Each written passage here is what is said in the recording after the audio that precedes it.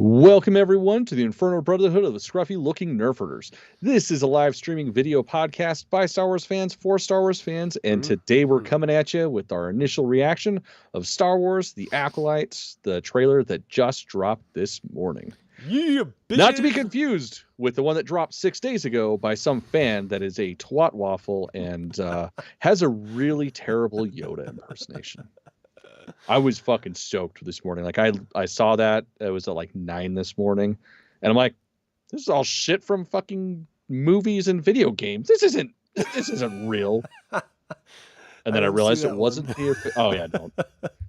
Yeah. Then I realized this wasn't the official trailer, and I was like, oh, okay, I got God. I'm a dumbass. You got. All right, so let's watch it, and then we'll just sort of let it play in the background as we talk about it. Is that something?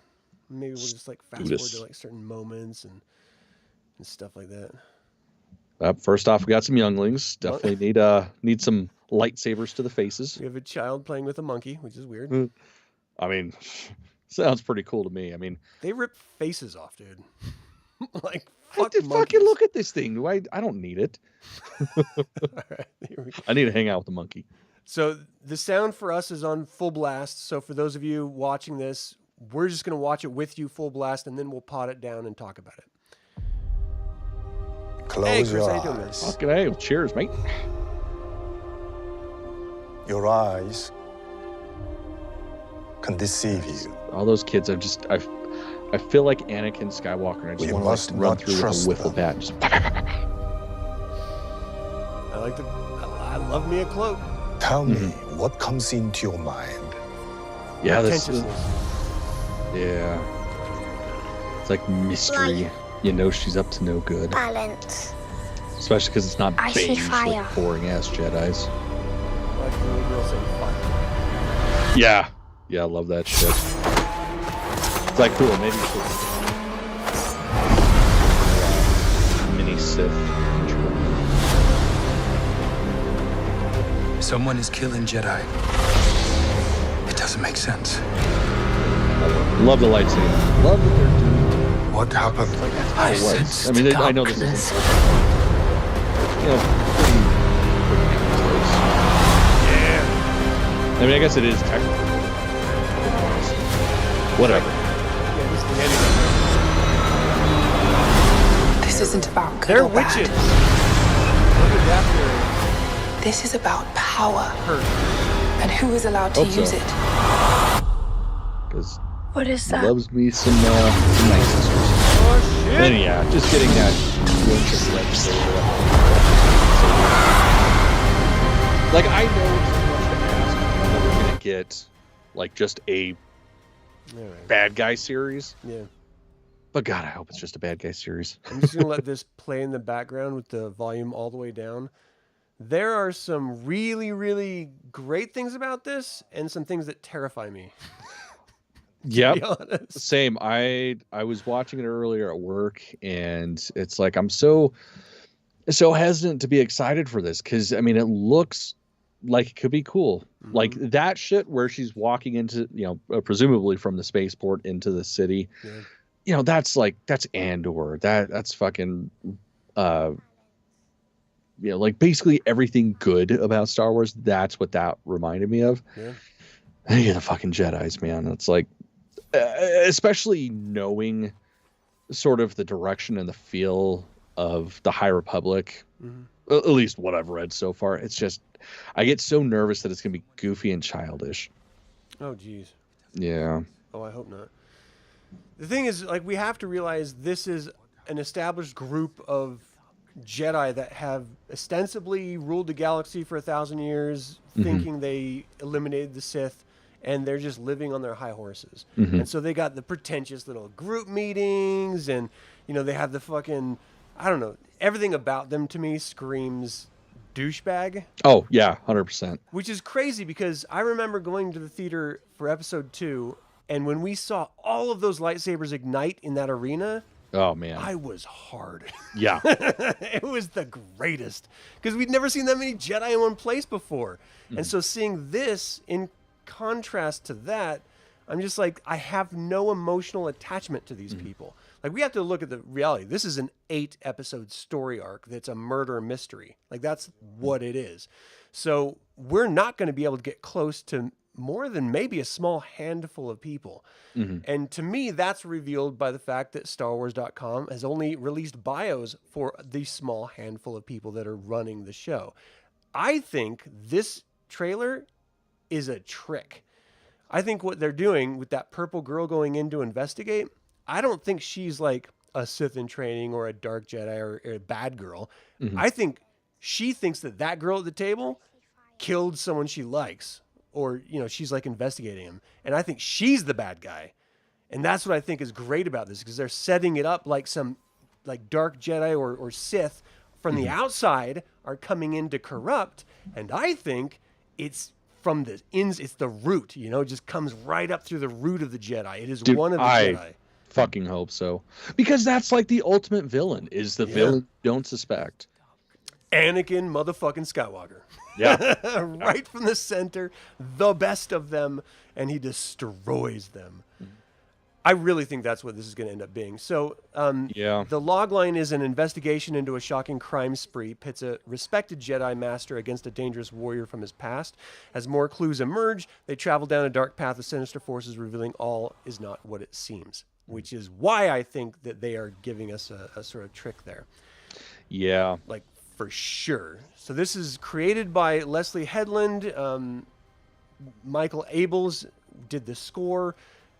The score doesn't really stand out to me personally. I don't even remember it. Yeah, I mean, the guy who did Solo and Rogue One, well, yeah, Solo and Rogue One, I think he did both of them. He was better in my opinion. The guy who does fucking Mandalorian, I think, is better in my opinion. Oh yeah, man. I mean, shit. I own music of his. Like, that's one of my favorite records that I have sitting over there is his Mandy. Like, he did Mandy. I didn't know that. Oh yeah, I love Mandy. Yeah, Oh, fuck man. yeah, dude. And being able to just isolate that music, because you know this is what you guys tune in for when we're doing a Right. reaction video to a trailer. Like, if you guys ever get a chance to listen to just the music for Mandy, fucking tits. It's such a good film too. It's just so fun, and that goblin. Oh yeah, the cheese cheddar noodle- goblin, man. Yeah, it's so yeah. great. All right. Anyway, okay. So back to the show. This is set approximately at the very end of the High Republic, 100 years before Episode 1. So there's no Palpatine. I don't think Plagueis's race lives over 100 years, so I don't think he's in it. This is before them, so it's after Bane.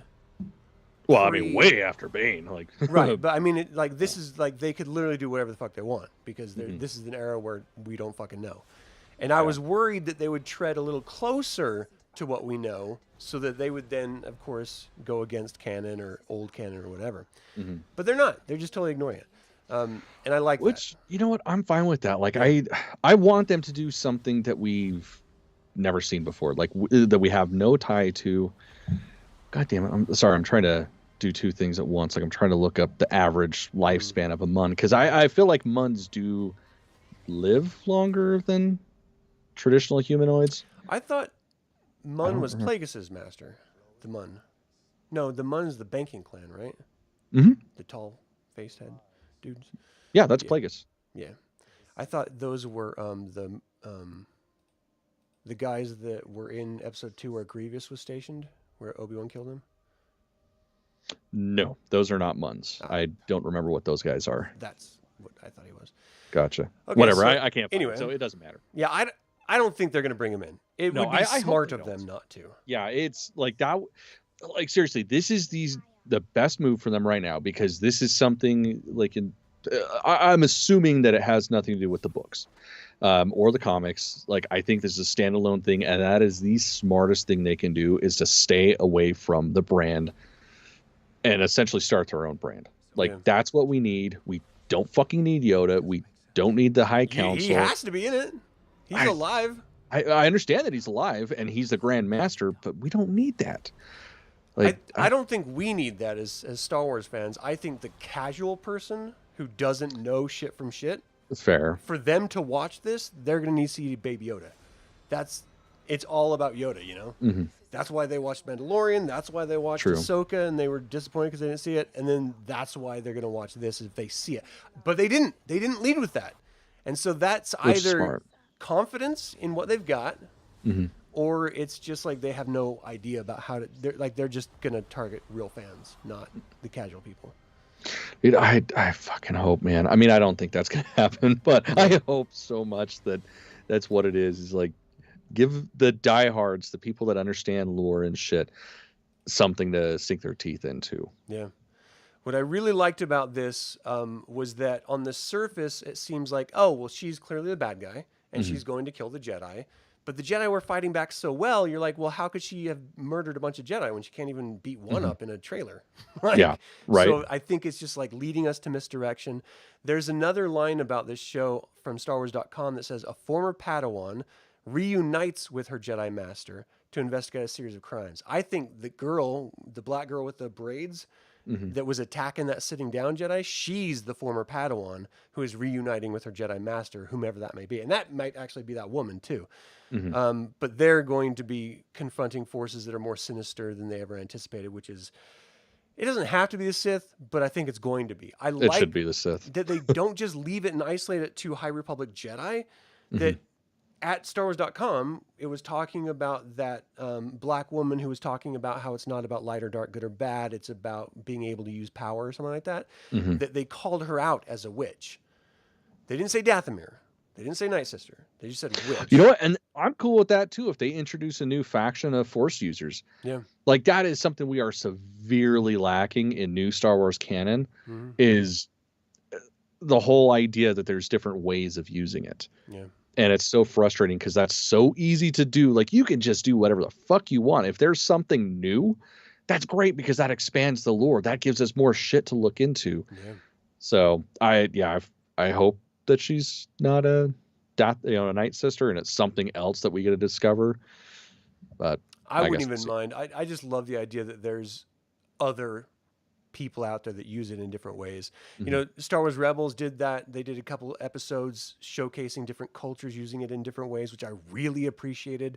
The whole Bendu thing. One of the family clans they saved had like their own view of the Force. And then the Legends of Luke Skywalker book that they put out, that Disney put out, I liked it because it talked about Luke researching all aspects of the Force and how different cultures used it and how he could then try to tap into how they did it and see if that sort of compare and contrast with him. And that just goes to build up who Luke actually was. I think that's like the only true Luke Skywalker thing they've done really, really well. Yeah, straight up, because that was Luke pre-takeover. Yeah.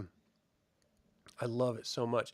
So, anyway, because of that, I like the idea that they sort of seed. Oh, it's not just black and white. This is about us being able to use this amorphous power that we are able to tap into in whatever fucking way we want to. Damn your stupid rules or structures. And it sort of pulls the shades down on people who are just sort of casual. They're like, well, it's good guy, bad guy. And now you're forced to confront, well, if you watched Andor, you certainly were forced to confront it. You're like, are there good guys and bad guys? Is everyone just shades of bad guy? Yeah. Like, right. I dig that, man. I think it's cool. Yeah, because I mean that's fucking real world shit. Yeah. Yeah. I mean, so watching this, does it make you hopeful?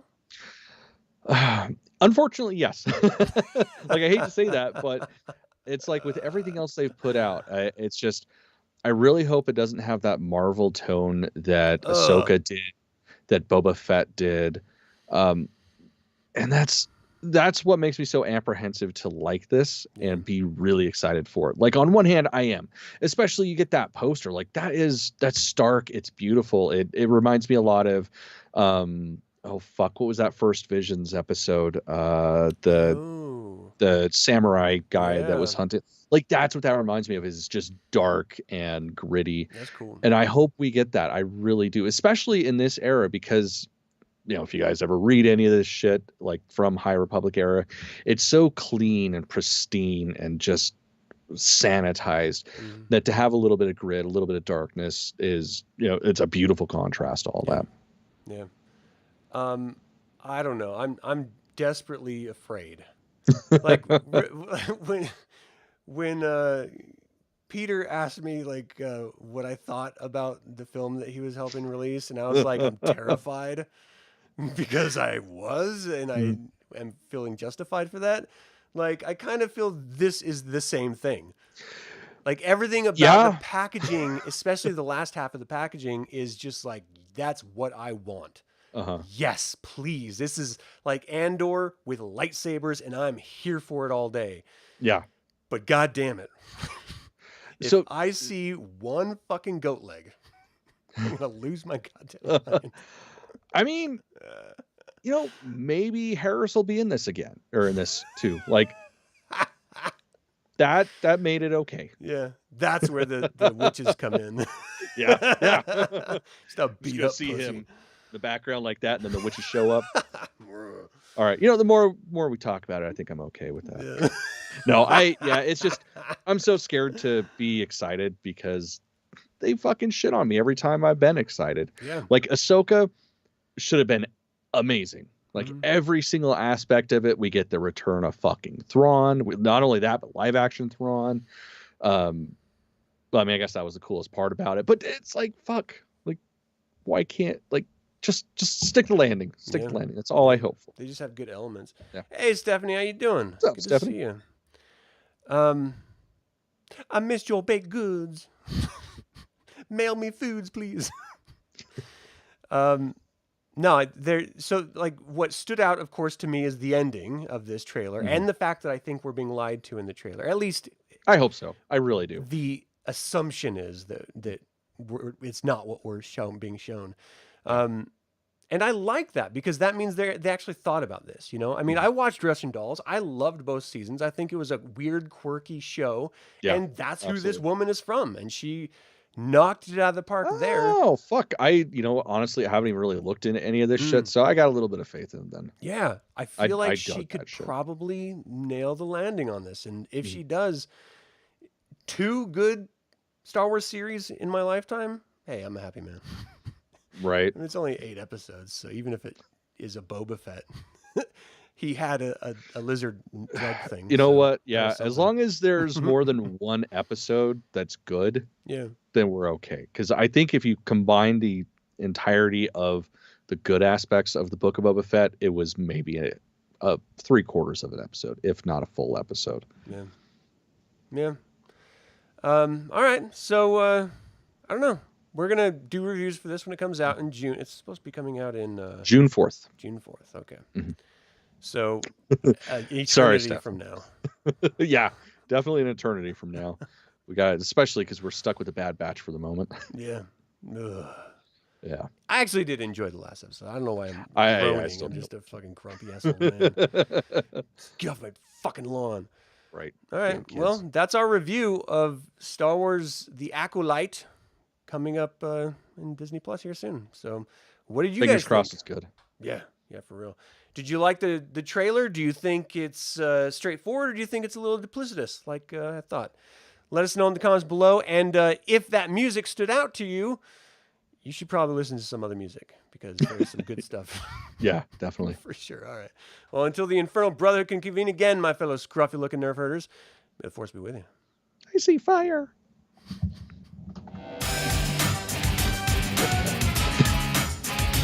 Now I just want some nose lizard. Right. Yeah, let's try to do that. That's true. Not lizards.